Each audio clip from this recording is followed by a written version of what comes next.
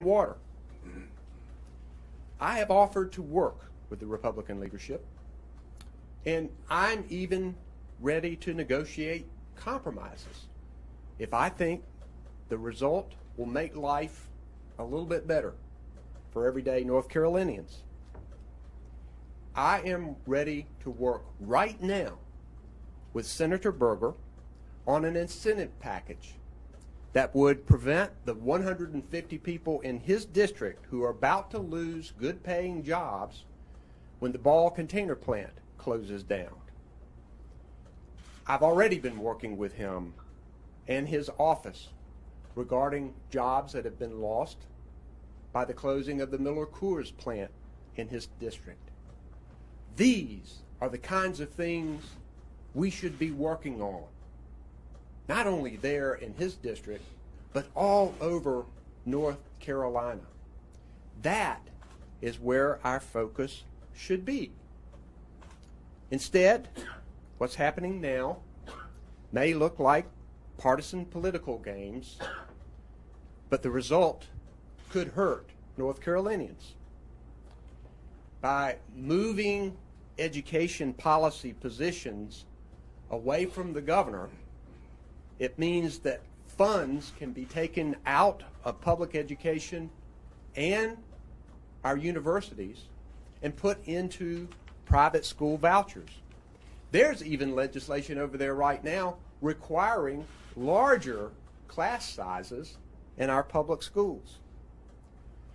Control over the governor's appointments to head the departments of Commerce and Revenue, that's a push for more corporate tax cuts and loopholes paid for by tax increases on the middle class and on small businesses.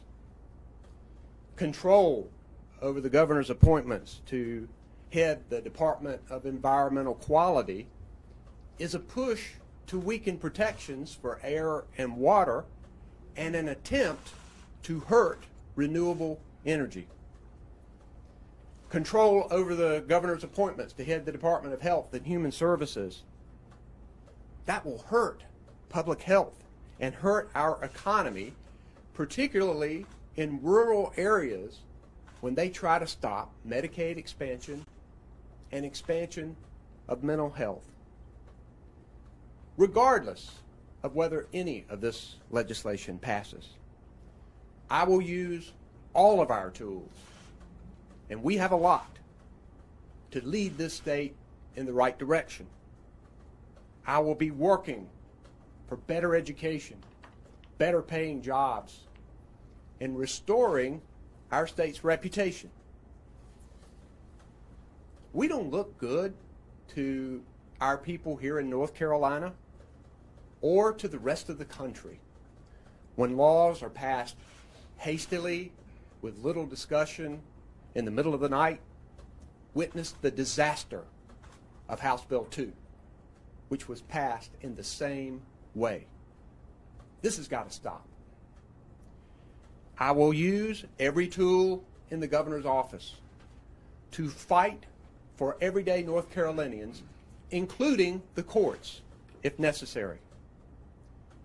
If I believe that laws passed by the legislature hurt working families and are unconstitutional, they will see me in court.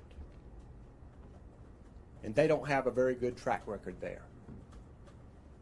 Now, they will also see me continuing to work with them for better education, for fairness for the middle class, for repealing House Bill 2. I'm ready now to help lead this state and to help move us forward. And I continue my pledge to lead this state and make it one that works for everyone. I'll be glad to take your questions. Mr. Attorney General, how come the legislature, you suggest that they're abrogating your powers? They're saying they want to have a say, just like the Senate has a say in approving the president's nominees.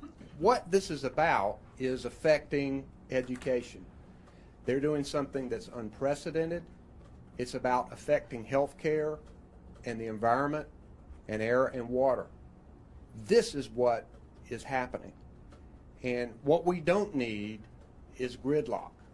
What we do need is a way to move forward, and I'm ready to do that. You're the top law enforcement official of the state of North Carolina. What are your thoughts on the legality of calling this fourth special session? A lot of your colleagues protested it on the House floor. If I believe that any of these laws that they pass hurt working families or are unconstitutional, they will see me in court. Our attorneys are looking at all of these pieces of legislation, many of them long, many pages long, put forth in the middle of the night. This is the problem. This is not the way government should work. These issues should be debated. They're coming back into session in a few weeks anyway. If they want to discuss these issues, let's discuss them then.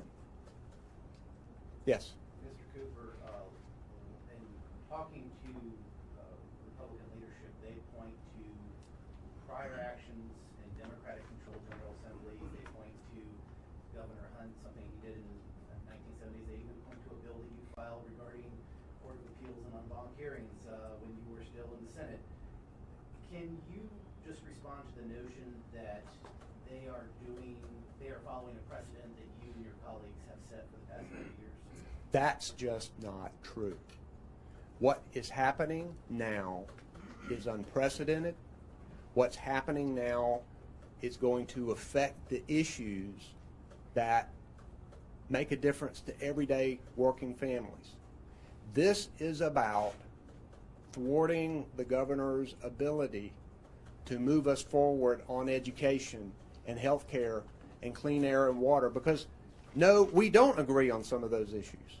We're going to find areas of agreement, but what they're trying to do is to prevent us from moving forward, and they want to try to take money out of the public schools, and the way they're doing that is with these laws that move people into positions who are going to be making those decisions, and I don't think the people of North Carolina want that. One of the Mr. Cooper, do you have a proposals bigger is, issue with content or with the Oh, process? let me get this one right here Sure. first. I'm sorry. one of the proposals is about changing the way ethics in elections are kind of held, and one of the proposals is to grow the state board of elections and the county boards of elections. If it was grown to something where it was equal Republicans and Democrats, it's possible that the Durham recount might never have happened. What do you think about that proposal? I want elections and ethics process to be fair and strong. And I think that the Board of Elections and all of the county boards of elections did a good job in the last election, considering all of the challenges that they faced. But these are the kinds of issues that should be brought forth in the long session when they come in, instead of being passed in the dark of night with little debate. That's a significant change in North Carolina law. We need all kinds of people to give us opinions on whether that's the right move. I want something fair. I want something that is going to make sure that the will of the people is the result of the election. And I'm willing to work with them on these issues, but now is not the time. It's too late to be passing major pieces of legislation without enough input. So just to make sure, you're not disagreeing necessarily that proposal, you're just saying we need more I time. haven't even had a chance to read it all yet. You understand that these things have been coming in the night last night. They're major changes in North Carolina law. They deserve debate. They deserve deliberation. They deserve public input. We don't want another disaster like House Bill 2. This is exactly why we had problems with House Bill 2, because they wanted to do it in secret. Clearly, they have been telling you and the people of North Carolina that we're here to do hurricane relief, and there may be some other things that are being talked about, but we don't know what. They knew exactly what, and they knew for weeks what they were going to do, but they didn't tell the public. That's wrong. They need to put these issues out on the table so that the people know about them and there's time to debate them. That's not the way to run good state government. Yes, sir. Is your bigger issue with the content of what you've seen thus far in this legislation, these pieces of legislation, or is it about the process? It's both, but it's more about the content because I believe that this is an ominous way to take money out of the public school system and give it to private school vouchers. I believe it is a way for them to weaken protections on air and water, and we want strong ones. I believe this is a way for them to have a negative effect on renewable energy, on Medicaid expansion, on continuing to give tax breaks to big corporations and not small businesses in the middle class. This is a way for them to get what they want in these issues, on these issues. And I'm concerned about the subject matter. Yes, people talk about this, and it may seem like it's partisan political games on their part, but it is more ominous. It is about the subject matter. It is about everyday working North Carolinians, and that is a problem. You've been in state government for a long time. Somebody said to me last night that the thought of looking at like this 8-member ethics board, this proposal, a proposal like that could take 6, 7, 8 months to actually implement. Sure. Is it even feasible for something like that to come together in 2.5 weeks? Major changes in the way state government operates should be done deliberately with input from all parties, particularly something as important as elections and making sure that people have the opportunity to vote and making sure they are just and honest. And so these proposals deserve discussion, but they shouldn't be pushed through in the dark of night. Mr. Cooper, Yes, can you talk about whether you're having trouble hiring for top positions, particularly cabinet secretary posts, given the uncertainty around whether you'll be able to get more picks into office? Well, we just found out about this. What I do know is that there are an incredible number of talented people, people who have been successful in life, people who love North Carolina, who believe that we've been headed down the wrong path. They are volunteering to help. I want us to be able to put a team in place quickly so that we can begin to move North Carolina in the direction that we need to go. We're going to continue to look at this legislation and figure out the effects of it, but it's time for them to go home. It's time for us to get ready for the long session.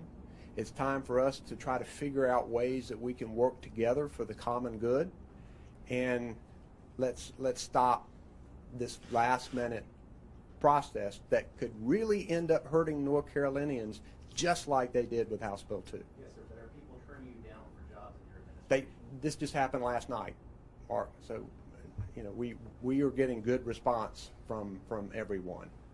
You mentioned opportunities for compromise on the table. What are some of the things that you're looking at? Obviously, you mentioned incentives. Anything else? Well, Right, and this is going to be our yeah, last you one. know, we're going to have a lot of debates about public education and funding and making our schools better. And there are a lot of issues that are involved in that process about how we pay our teachers more, how to try to find a way to give better benefits to all of our state employees. There are so many issues that need to be debated, need to be discussed. We need to get public input. I'm willing to talk with them and try to work out ways to move forward. Thank you all very much. I appreciate it.